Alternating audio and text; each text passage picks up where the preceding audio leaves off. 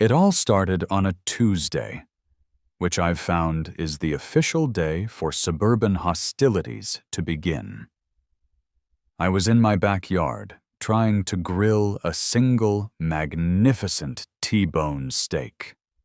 The smoke was curling up, the sun was shining, and the only sound was the gentle thwack, thwack, thwack of my dog Barnaby, engaged in a life-or-death struggle with a lawn gnome. I should explain Barnaby. Barnaby is a 90-pound basset hound. He has 90 pounds of loose skin, melancholy ears that drag on the ground, and a level of existential laziness that would impress a Buddhist monk. They say basset hounds were bred for hunting. Looking at Barnaby, who was currently losing a mobility battle with a 3-foot piece of painted porcelain, I could only assume they meant hunting for dropped potato chips. He wasn't just not aggressive, he was aggressively passive. His primary weapons were a tail that wagged so hard it bruised shins, and a slobber that could, I'm convinced, be used to patch drywall. The battle with the gnome, you see, was just him trying to lick the paint off its pointy red hat. Thwack. He'd lift his head, his jowls flapping in slow motion. Thwack. He'd gum the hat again. It was a clash of titans, if both titans were moving at a geologic pace. "Mr. Johnson!" The voice cut through the idyllic scene like a rusty saw. I squeezed my eyes shut. No, not today. Please, God, not today. I turned. There, at the precise midpoint of our shared fence line, was Brenda. Brenda, our neighborhood's self-appointed cultural attaché and HOA president, was a woman who looked like she'd been weaned on lemon juice. Her face was pinched so tight, I was perpetually afraid it might whistle. "Mr. Johnson, your animal is at it again." I sighed, clicking my tongs. "At what, Brenda? Photosynthesis? He's been trying to lick that gnome for 10 minutes. I think the gnome's winning." "He's stalking," she hissed, her eyes wide. She was actually pointing a trembling finger. "He's showing his teeth. It's aggressive behavior, and I've been documenting it." I looked at Barnaby. His massive, sad clown lips were pulled back true, but only because the gnome's hat was wedged in his gums. He looked less like a wolf and more like a senior citizen trying to eat corn on the cob without his dentures. He finally dislodged the gnome, and upon hearing Brenda's shrill voice, he did the most aggressive thing in his arsenal. He lifted his head, his long velvety ears dangling, and let out his signature bay. It wasn't a bark. A bark is a sharp, percussive sound. This was a noise. Aroo! It was the sound of a foghorn having an existential crisis. It was long, mournful, and sounded less like a threat and more like a formal complaint about the lack of snacks. Having performed his duty, Barnaby yawned, his jowls flapping, and promptly laid his head back down on the gnome's little boots. "You see?" Brenda shrieked. "A threat, a clear and present threat to my safety!" "Brenda, he's baying. It's what his face is designed to do. He's probably just announcing that he's tired." "I am not going to be intimidated on my own property." She shoved a crisp, beige-colored envelope through a gap in the fence. It landed on the grass with an ominous thud. "This is a formal complaint to the Homeowners Association. I brought it before the board last night in an emergency session." I blinked. "An emergency session? For a nap?" "For the vicious animal, Mr. Johnson." She spat the words. "Your dog is a direct violation of Bylaw 7, Section 4, Neighborhood Peace and Safety. You have 14 days to remedy the situation, or we will be forced to take further action." Remedy? I looked down at Barnaby, who was now fully asleep, his belly rising and falling. What am I supposed to remedy? His existence? You want me to teach him to bay in a softer tone? Maybe in a nice, non-threatening alto? 14 days, she snapped. She pulled her head back from the fence, adjusted her beige visor, and marched back to her house, which was, of course, the exact same shade of beige as the envelope. I looked at my steak. The grill had flared up. It was now a charred, smoking briquette. I looked at the envelope. I looked at the sleeping monster who was dreaming, his paws twitching, probably about finally catching that gnome. Well, Barn, I said, poking the ruined steak. Looks like your reign of terror is finally over. Barnaby let out a sleepy, bubbly woof in response. The reign of terror, it turned out, had only just begun. I am, at my core, a reasonable man. I pay my taxes, I separate my recycling. I firmly believe that most disputes can be solved with a calm conversation and a mutual understanding that everyone is, to some degree, an idiot. This belief is what led me to Brenda's garage the following Wednesday night for the second emergency HOA meeting about the Barnaby problem. Brenda's garage was less a garage and more a sterile white operating theater for suburban anxieties. The concrete floor was painted with a gray epoxy so clean I felt guilty walking on it. The walls were lined with immaculate white pegboard, where every tool, a single hammer, 3 screwdrivers, a level, was outlined in black marker like a crime scene. The real estate, however, was dominated by floor-to-ceiling shelves holding dozens of identical beige plastic tubs, each one emblazoned with a label from a label maker. Christmas, wreaths. Christmas, lights, white only. Summer, patriotic, non-denominational. The rest of the board was already there, perched nervously on folding chairs. There was Gerald, the president, a man whose spine had clearly been sold for HOA dues. There was Margaret, the secretary, who just knitted furiously. And there was Ted, the treasurer, who just stared at his phone, probably moving neighborhood funds to an offshore account. Thank you for coming, Mark, Gerald said, adjusting his glasses. He looked like a man about to deliver a eulogy. Brenda has, well, she has a presentation. Oh, good. A presentation.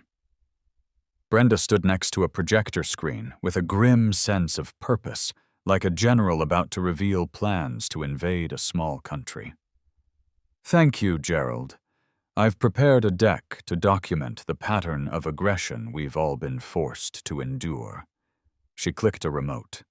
The first slide popped up. It was a blurry, zoomed-in photo of Barnaby, asleep on my front porch. Slide 1. Lying in wait, Brenda announced. Notice the coiled posture. The animal is clearly reserving his energy, biding his time before an ambush. Brenda, he's sleeping, I said. His coiled posture is because he's trying to get his nose and his tail into the same patch of sun.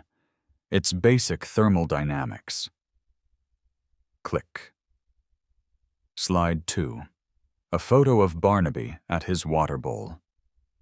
Hydrating for an attack, she said, her voice grave. He is lapping with fury. This is consistent with an animal preparing for a prolonged engagement. It's 85 degrees out, Brenda. He's thirsty. And this, she said, her voice dropping, is the most damning piece of evidence. Click. It was a video. Grainy, shaky cam footage, clearly filmed through her blinds. It showed Barnaby in my driveway, his front half completely wedged under my sedan. His back half, the only part visible, was wagging his tail so hard his entire body wiggled. As you can see, she narrated. "The animal is attempting to maul the vehicle. The tail wagging is not a sign of happiness, gentlemen. It is a sign of high arousal and target fixation. He's trying to get at the catalytic converter, or perhaps the brakes." "He's getting a tennis ball," I practically shouted. "It rolled under the car. That high-arousal tail wagging is because he can't reach his favorite toy. You're describing a dog playing." "A toy?" Brenda scoffed. "Or a tool for practicing his attacks? Mark, I think the evidence is clear." "The evidence is clear that you've been spying on my dog. This is insane." I looked at Gerald, who was actively sweating. "Gerald, come on. You've met Barnaby. He licked your ankle for 5 minutes last Halloween." "Well, Mark," Gerald stammered, "a complaint is a complaint. And the baying, it is, well, it's sonically aggressive, isn't it? It's very loud." "We must consider the bylaws," Margaret chimed in, not looking up from her purple scarf. "Bylaw 7, Section 4. Peace and safety. The baying is not peaceful." I decided to play my ace. "Fine. You want to see the monster? Let's see the monster." I walked over to the side door of the garage, opened it, and whistled. "Barnaby, come on, boy." The sound of click-clack, scramble-click echoed from my house as Barnaby, roused from his third nap of the evening, made his way across the driveway. He appeared in the doorway, his ears inside out from his nap, looking profoundly confused. He waddled into the center of the garage. He looked at Gerald. He looked at Margaret. He looked at Ted. He looked at Brenda. Then he did what Barnaby does best.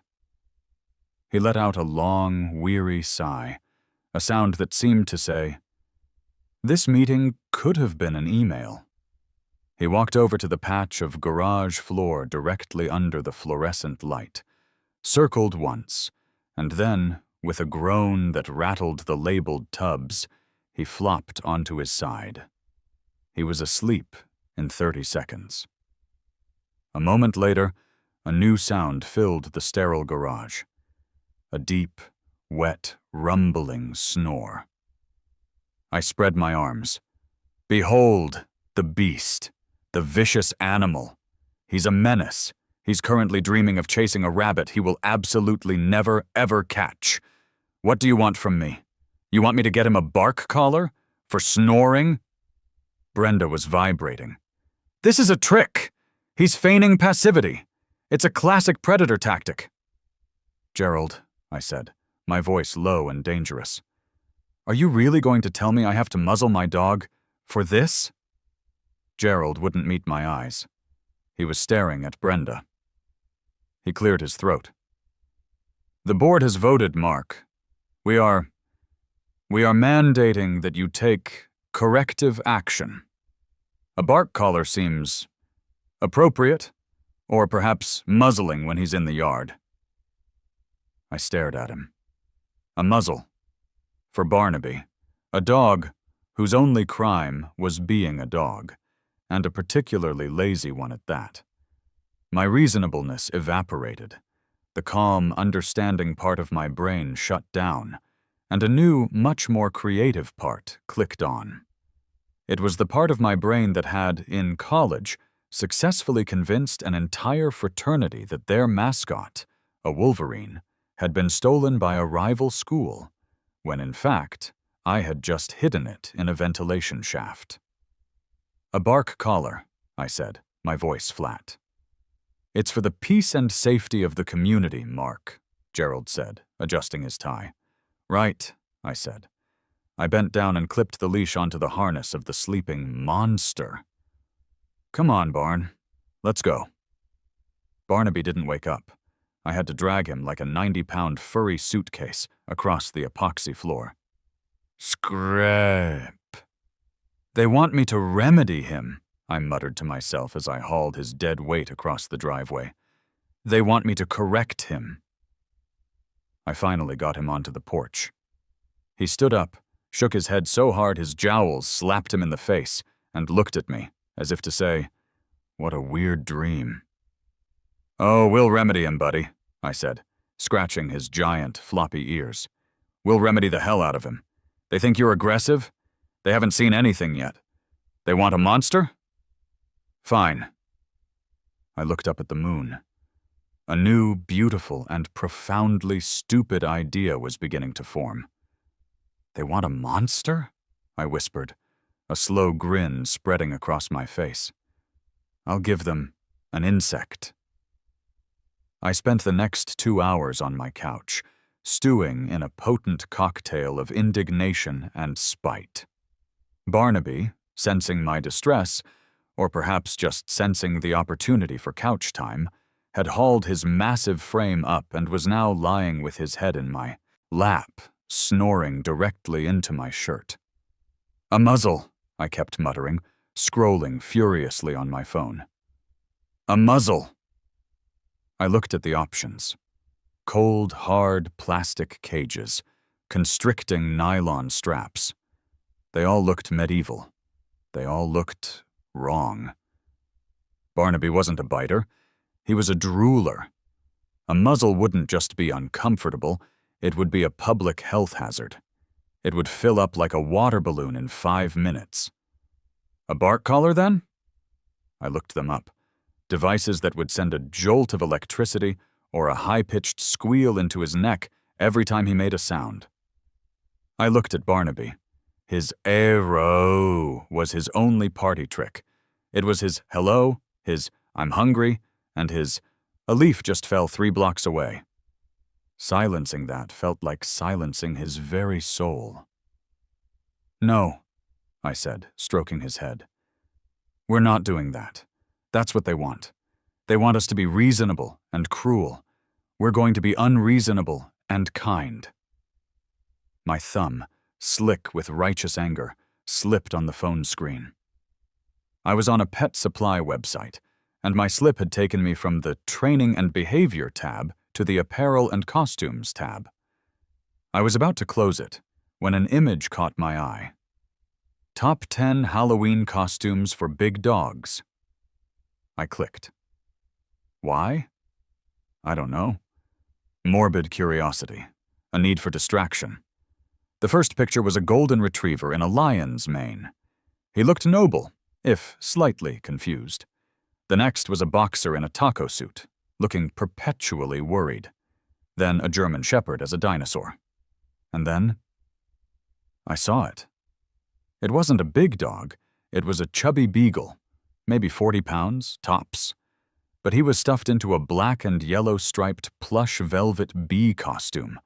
It had flimsy, iridescent mesh wings that stuck straight up and a hood with 2 wobbly pipe cleaner antennae.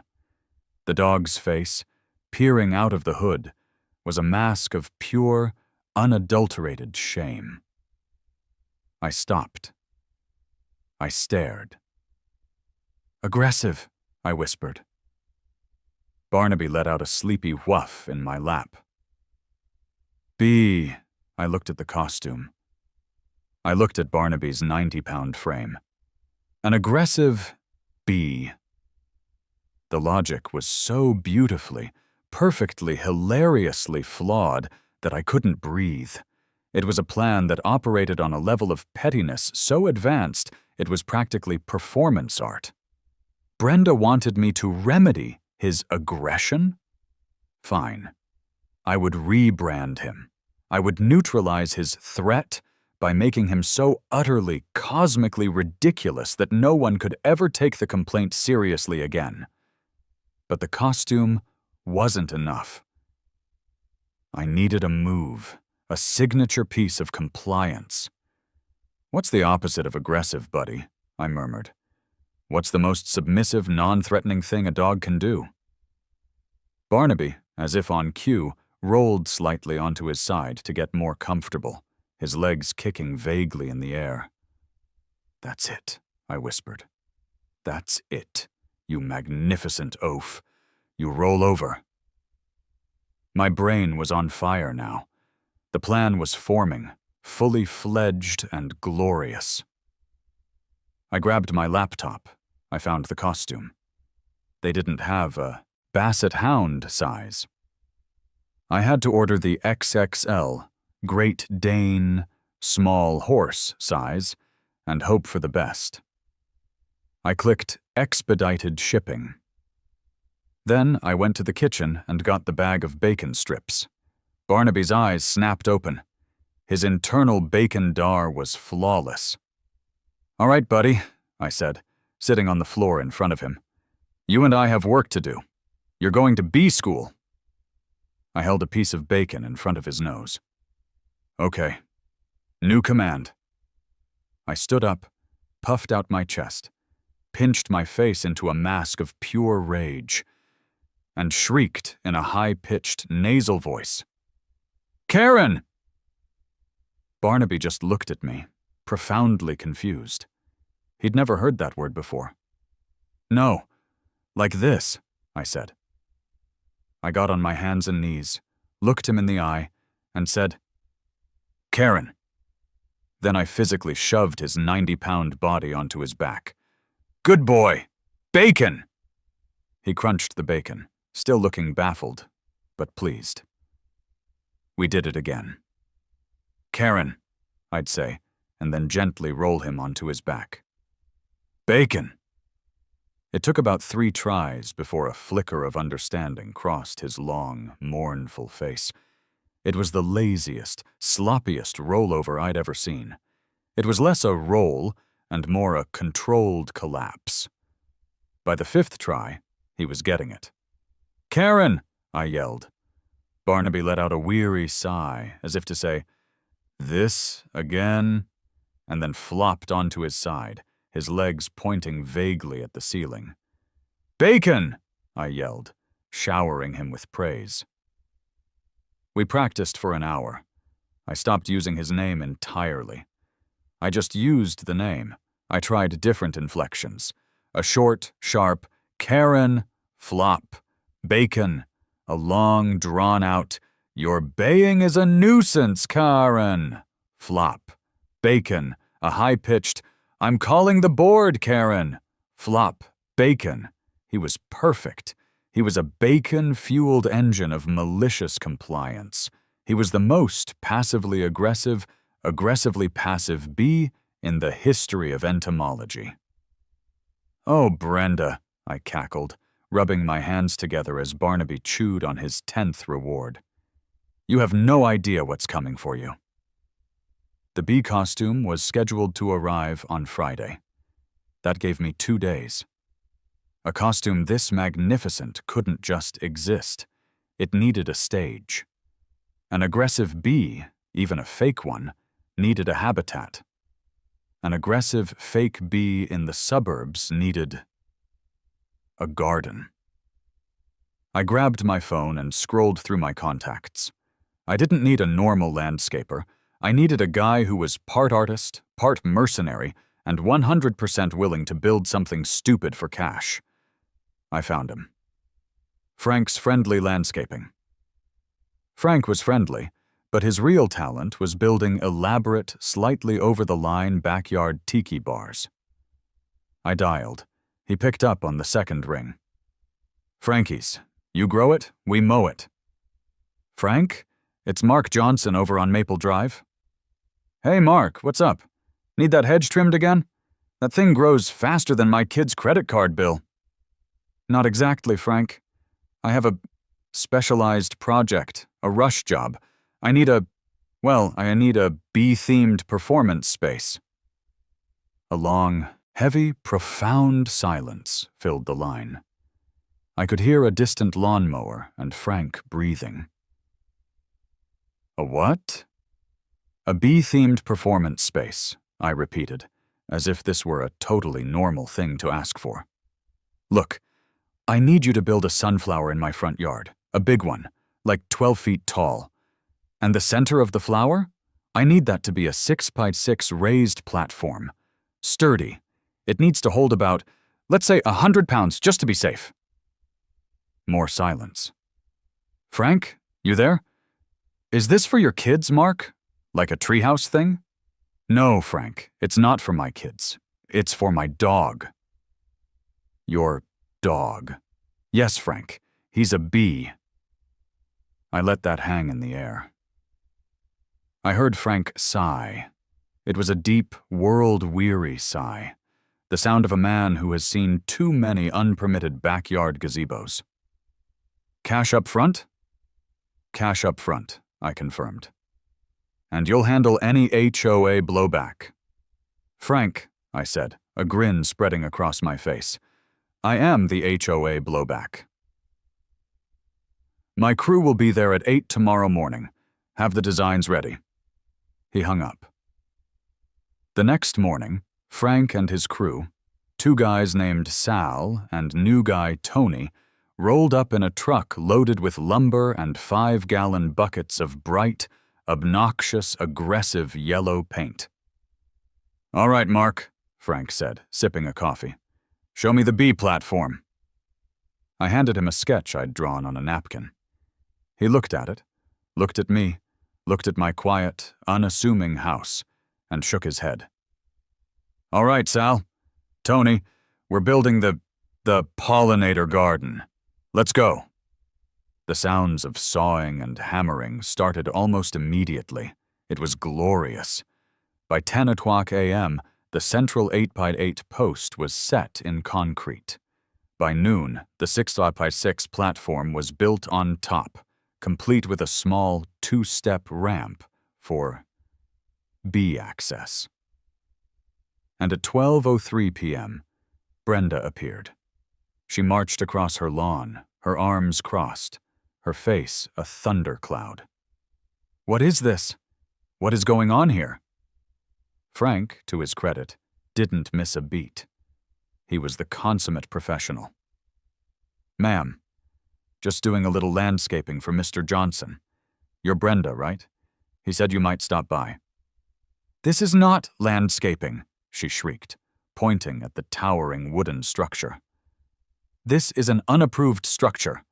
Bylaw 12, Section 8 clearly forbids non-standard lawn ornamentation exceeding 6 feet in height." Frank wiped sweat from his brow. "Well, ma'am, this here isn't ornamentation. This is it's an elevated perennial planter. Custom built. Very high-end." I stepped out onto the porch, holding a clipboard I'd found in my office. "She's right, Frank. It is a structure. A structure for supporting local wildlife." Brenda turned her glare on me. "What are you talking about?" "It's a pollinator garden, Brenda," I said, my voice dripping with faux sincerity. "With the bee populations in decline, I felt it was my civic duty to provide a safe, welcoming habitat. This is going to be a sanctuary. It's eco-friendly. It's green. Surely you're not against the environment, are you, Brenda?" Her mouth opened and closed. She was trapped. Opposing the vicious animal was one thing. Opposing the environment was a non-starter in our neighborhood. This is not a pollinator garden," she stammered. "It will be," I said brightly. "Frank, let's get those petals up, shall we?" Sal and Tony, who were clearly enjoying the show, started unloading the pre-cut 4-foot-long petals from the truck. Brenda just stood there, vibrating with impotent rage, as Sal and Tony began nailing the giant, bright yellow wooden petals around the platform, creating a cartoon sunflower the size of a Toyota Corolla. She finally spun on her heel and stormed back inside, the sound of her slamming door echoing down the street. "You're nuts, boss," Sal said to me, grinning, as he hammered in a petal. "Absolutely, 100% bonkers. I love it." "Just wait till you see the bee," I said. By 5 o'clock, it was done. It was magnificent. It was a 12-foot-tall, bright yellow, botanically incorrect monstrosity, and it was the most beautiful thing I'd ever seen. "Kid," Frank said, accepting the wad of cash, "I've been in this business for 20 years. I've built koi ponds for guys who hate fish and putting greens for guys who can't putt. But this, he slapped the central post. This is art. Don't call me for the warranty. He and his crew drove off, laughing. That night, a large flat box arrived. Expedited shipping. I brought it inside. Barnaby, smelling the foreign cardboard, came over to investigate, his tail wagging. "It's here, buddy," I said, slicing the tape. "It's your uniform." I pulled the costume out. It was a sea of plush black and yellow velvet. The wings were enormous, a good 3 feet across, and the antennae on the hood were reinforced with springs so they'd wobble. "Okay, let's get you dressed for war." What followed was 20 minutes of the most intense physical comedy of my life. Getting a 90-pound, low-to-the-ground, uncooperative basset hound into a one-piece bee costume is a fresh hell I wouldn't wish on anyone. It was like trying to gift-wrap a waterbed. "Barnaby, lift your leg. No, the other front leg. How do you only have 4 legs and I keep grabbing the wrong one?" He groaned. I sweated. "Hold still. I just need to get your bulk through the torso part." He'd stand up, I'd get it halfway on, and he'd immediately lie down, trapping the costume under his own immense weight. "You're not helping, Barn. This is for your honor." I finally managed to get all 4 legs through the holes and started to zip it up. The tag said, XXL, Great Dane, Small Horse. It barely fit. The velvet was strained to its absolute limit, a taut, fuzzy, striped sausage casing around his portly frame. Okay, we're almost there. Zip, he was in. I stood back. It was breathtaking. He looked like a depressed, fuzzy school bus. The tiny wings stuck straight up from his back, and the hood was so tight that his long, sad ears were pinned to his head, making his jowly face look even more comically tragic. The spring-loaded antennae bobbed and weaved with every slight movement. He stood there, frozen, clearly contemplating every bad decision in his life that had led him to this moment. "Barnaby?" He tried to walk. His legs, encumbered by the plush, were stiff. He waddled, each step a monument to his suffering. "It's perfect," I whispered, tears of joy in my eyes. He waddled over to his water bowl and started to drink, his little antennae boinging as he lapped. I grabbed my phone. "Okay, buddy, final test." He looked up, water dripping from his jowls onto the velvet. I took a deep breath. "Karen!" He sighed. It was a deep, rattling, fabric-muffled sigh. And then, with all the grace of a felled redwood, he flopped onto his side, his 4 stubby, striped legs pointing at the ceiling. The tiny wings crumpled beneath him. The antenna went sproing and vibrated violently. He was a masterpiece. He was a 90-pound striped emblem of malicious compliance. "Oh, Barnaby," I said, rushing over to give him a bacon strip. "Tomorrow, we make our debut." Saturday morning. 9:00 a.m. sharp. In our neighborhood, this was prime Karen on patrol time. It was the hour when she'd walk her pristine, silent, and probably robotic miniature poodle, inspecting lawns for unapproved mulch and incorrectly rolled-up garden hoses. The air was crisp. The stage was set. "All right, Barn," I said. "It's showtime." The process of getting him into the costume was faster this time, a lean 12 minutes, as he had clearly resigned himself to this new, fuzzy-striped fate. I clipped his leash onto the D-ring of the costume. I opened the front door. "Barnaby," I announced, "to your flower." He waddled out onto the porch, his antennae boinging in the morning light. He looked at the giant sunflower. He looked at me. He looked at the sunflower again. His expression was one of profound betrayal. "Come on, boy. Up you go." The two-step ramp I'd had Frank build was, in retrospect, a bit optimistic for a basset hound. His legs were too short. The climb was less of a majestic ascent and more of a clumsy, grunting scramble. I had to get behind him and hoist his 90-pound velvet-clad rear end up onto the platform. Thud. He made it.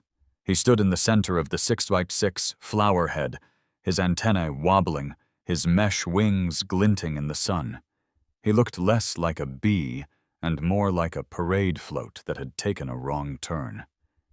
He let out a quiet harumph and, as instructed, sat. I stood on my lawn, arms crossed, sipping coffee. And I waited. I didn't have to wait long. Brenda's front door opened.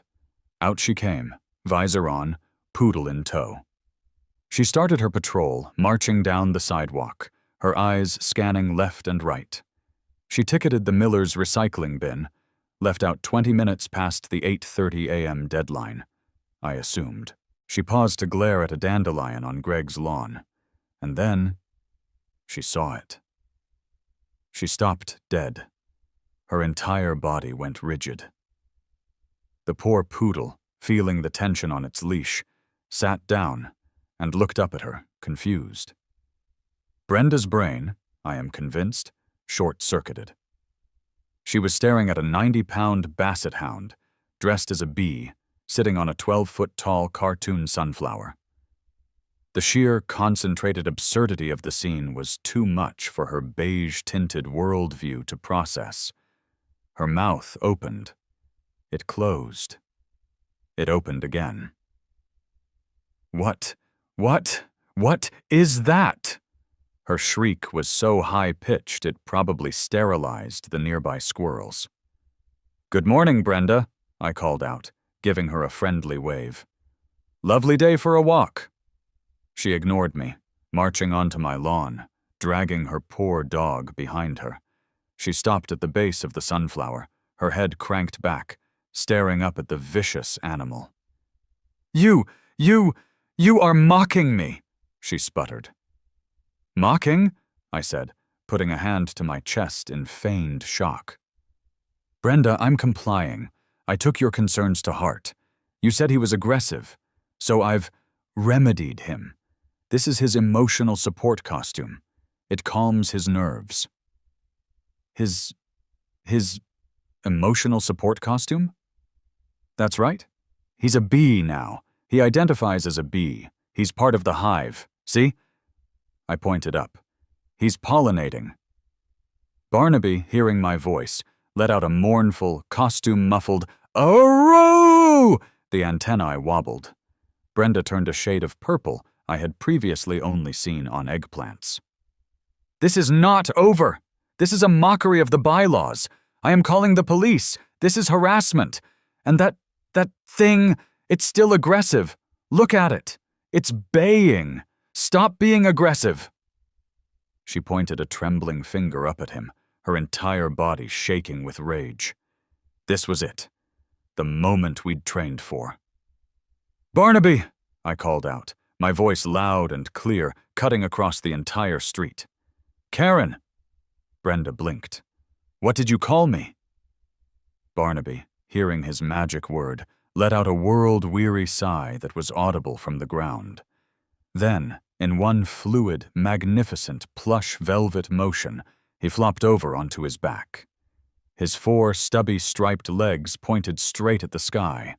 His mesh wings crumpled completely beneath his massive girth. He just lay there, belly up, a 90-pound bee playing dead, waiting patiently for the bacon he knew was coming. Brenda was speechless. She was staring at the vicious beast, who was now offering his belly for a rub. I heard a car door. A squad car had rolled up. Silent. 2 officers, Miller and Reynolds, got out. Miller was the older one, the veteran with a mustache that had seen it all. Reynolds was the rookie, still bright-eyed. "Folks," Miller said, his voice a low rumble. "Everything all right here? We got a call about, he looked at his notepad. A giant, aggressive dog dressed as a bee on a shrine." Brenda spun around. "Officer, thank God, arrest him." She pointed at me. "He's built this shrine to mock me and the HOA. And that animal," she pointed up at Barnaby, who was still on his back, his tail giving a lazy thump-thump, "is vicious. He's playing dead. It's a trick." Officer Miller pushed his sunglasses up onto his head. He looked at the 12-foot sunflower. He looked at the 90-pound bee dog on his back. He looked at me, standing calmly with my coffee mug. He looked at Brenda, who was practically levitating with rage. Officer Reynolds, the rookie, coughed. It sounded suspiciously like a suppressed snort. "Ma'am," Miller said, his voice impossibly deadpan. "That dog is on his back." "It's a ruse," Brenda insisted. "Ma'am, is the dog on your property?" Miller asked me. "No, officer," I said. "He's on his sunflower, on my property." "Is he barking?" "No, sir. He's a bee. Bees don't bark. They just, pollinate." Reynolds turned away, inspecting a very interesting crack in the sidewalk. His shoulders were shaking. "Officer," I said, with all the sincerity I could muster, "I'm just trying to be a good neighbor. Brenda here," I motioned to her, "was very concerned about Barnaby's aggression. She demanded I remedy the situation. So I've neutralized the threat. He's a bee now.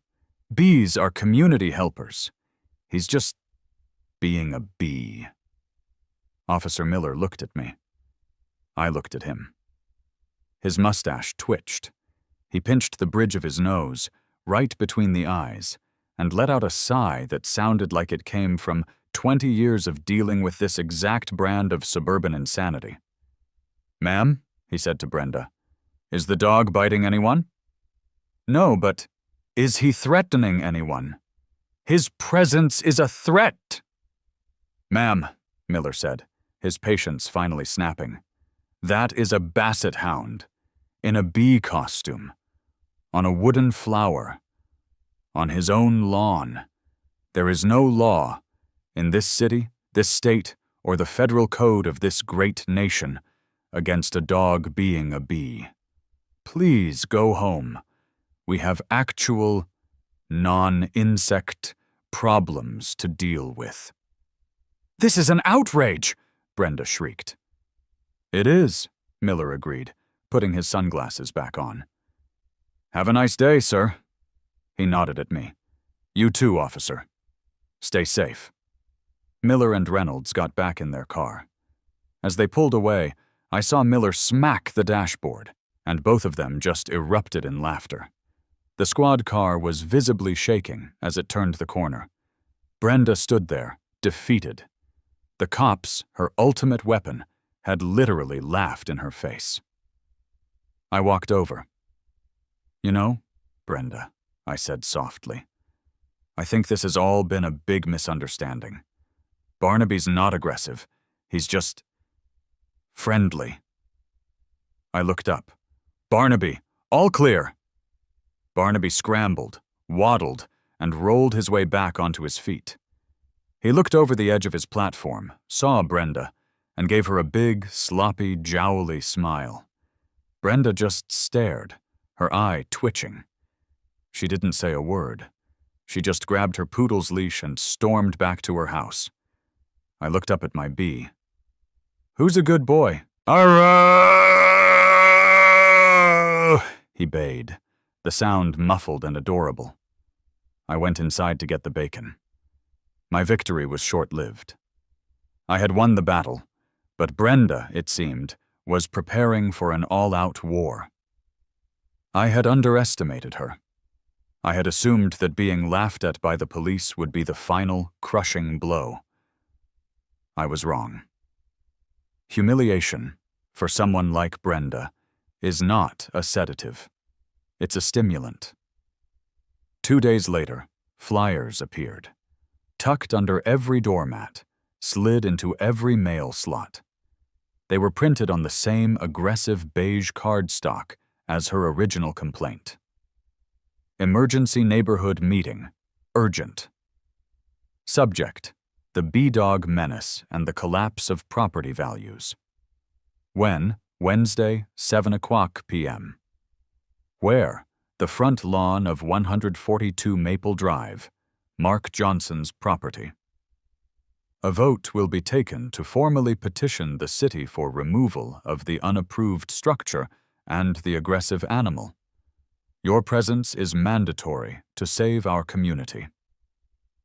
She was holding the meeting on my lawn, in front of the sunflower. It was a bold move. It was a public execution. The entire day, I was a wreck. I'd gone too far. I'd poked the bear, or in this case the Karen, and now she was coming to burn my village down. I don't know, Barn, I said, nervously straightening the bee costume, which was now his default lounging around the house attire. I think we're in real trouble. Barnaby just licked my hand and went back to sleep. By 6:50 p.m., the neighborhood had assembled. It was everyone. Greg from next door, who always borrowed my hedge trimmer, the Millers, who I'd feuded with about their recycling bin. Brenda had gotten to them. The entire street was there, gathered on the sidewalk and my lawn, a nervous, chattering semicircle of suburban judgment. Brenda stood at the foot of my driveway like a general addressing her troops. She had a clipboard and a portable megaphone. This was it. "Thank you all for coming," she barked into the megaphone, which screeched with feedback. "We are here tonight because our community is under attack. An attack of defiance, of mockery, and of insects." A few people shifted uncomfortably. "For weeks," she continued, "I have tried to be reasonable." A few people coughed. "I have tried to enforce the bylaws that we all agreed to, bylaws that protect our peace, our safety, and our property values." She gestured wildly at the magnificent sunflower behind her. This monstrosity is a clear violation, and the animal it houses is vicious and unpredictable." Greg, my neighbor, raised his hand. "Brenda, I'm not sure vicious is the right word. My kid fed him a whole hot dog yesterday. He just gummed it." "He's luring you into a false sense of security," Brenda shrieked. "This is exactly what I'm talking about. This circus!" She was working herself into a frenzy. This was her big moment.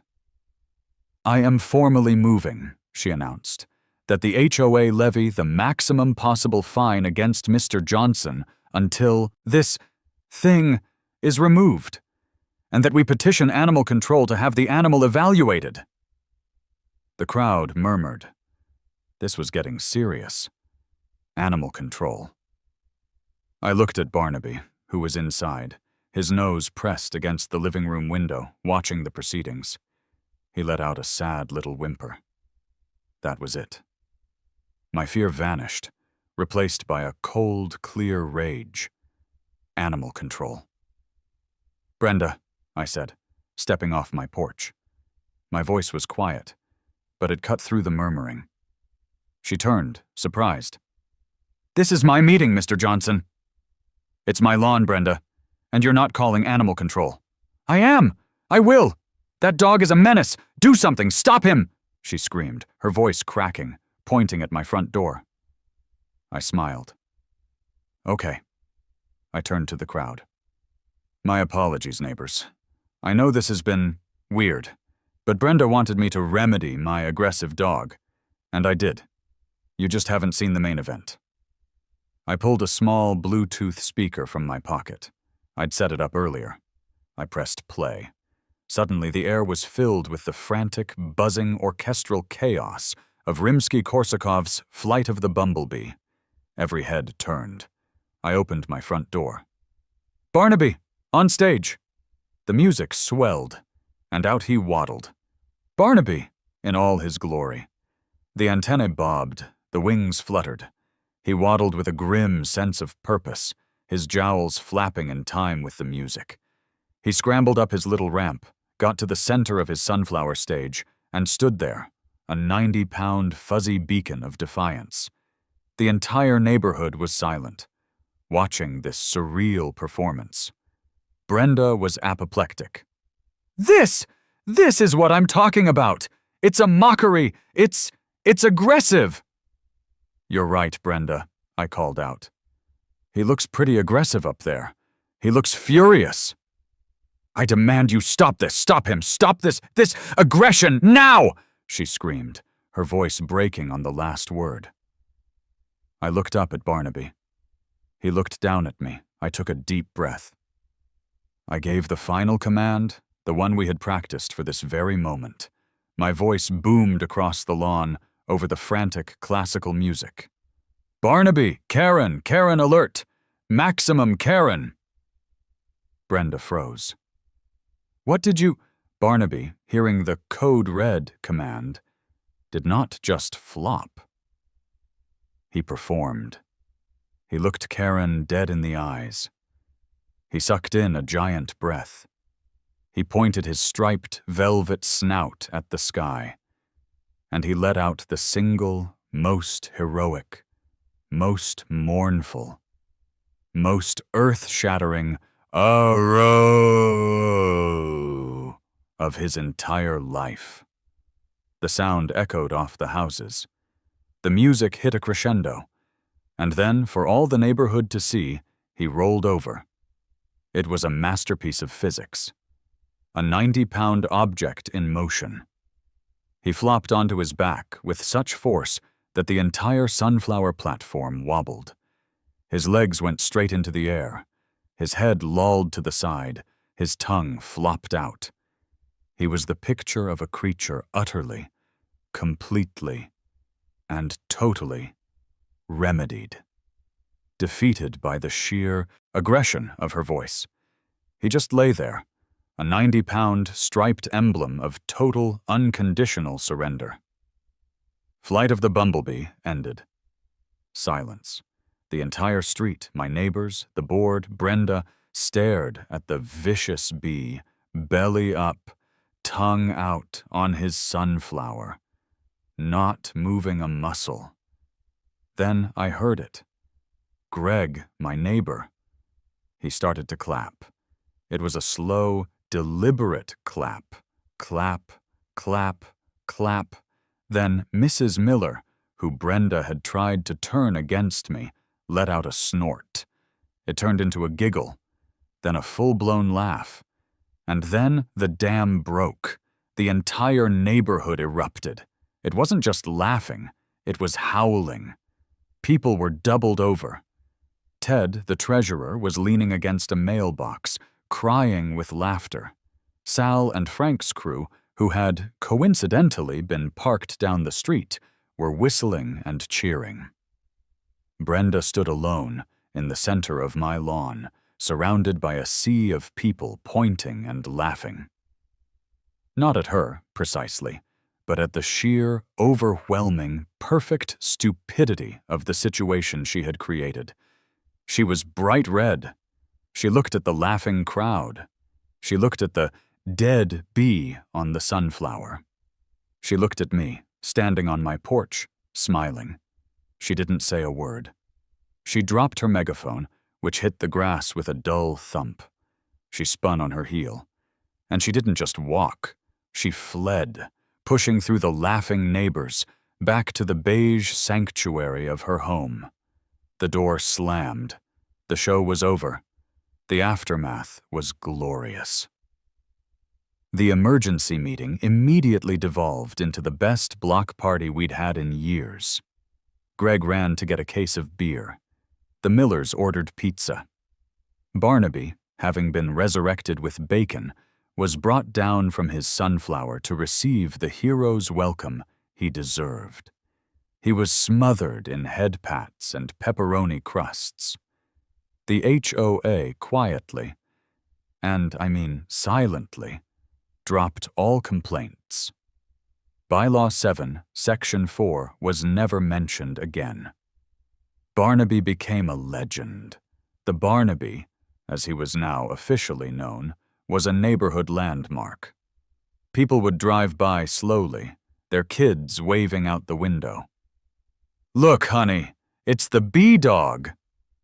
The local news, in a slow week, even ran a 30-second kicker story at the end of the 6 unquote broadcast, calling him the neighborhood beset hound, a symbol of community spirit.